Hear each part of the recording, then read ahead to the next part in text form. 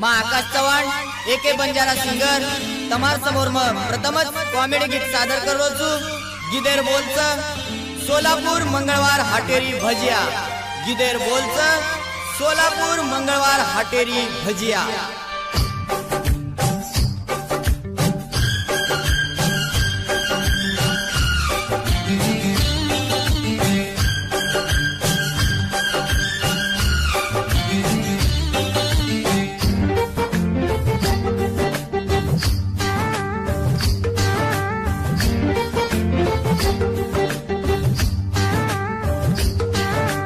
सोलापूर मंगळवार हाटेरी भजिया रे सोलापूर मंगळवार हाटेरी भजिया। आए चोरी तोई बडन कामापण भजिया कामापण भजिया सोलापूर मंगळवार हाटेरी भजिया रे सोलापूर मंगळवार हाटेरी भजिया।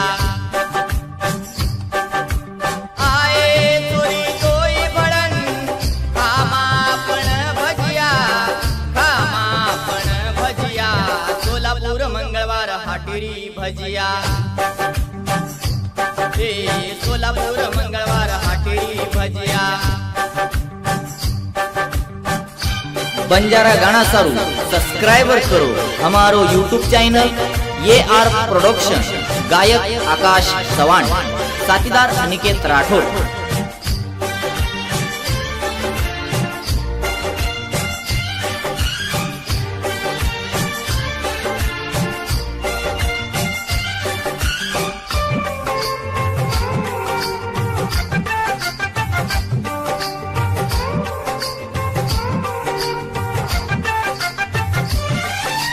सोलापूर दी 10 किलोमीटर मारो सांडो बेलाटी आए चोरी आपण दोई कामाए गोलाटी।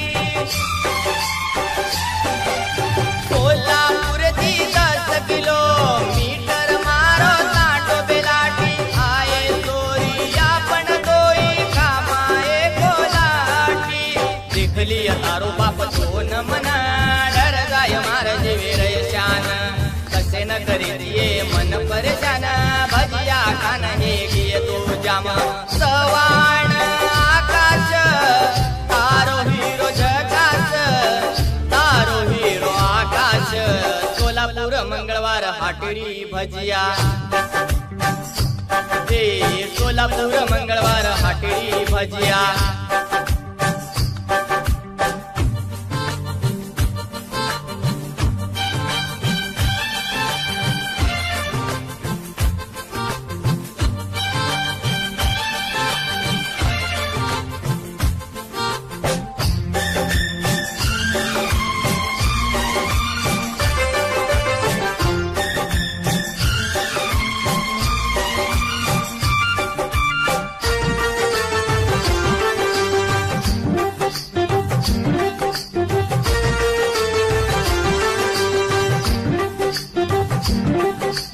भजिया खायर करकम एकीचिये सूडम टांगे मुंडी खरिया लागत ये जमजाम।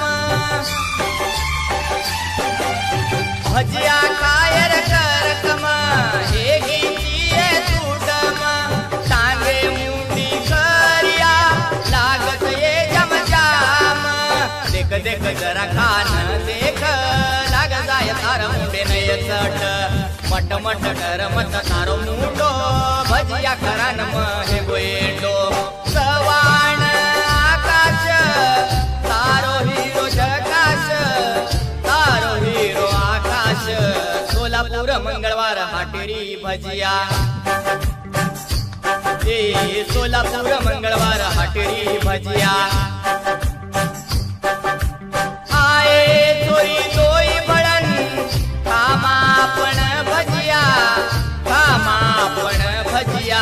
सोलापूर मंगळवार हाटेरी भजिया रे सोलापूर मंगळवार हाटेरी भजिया।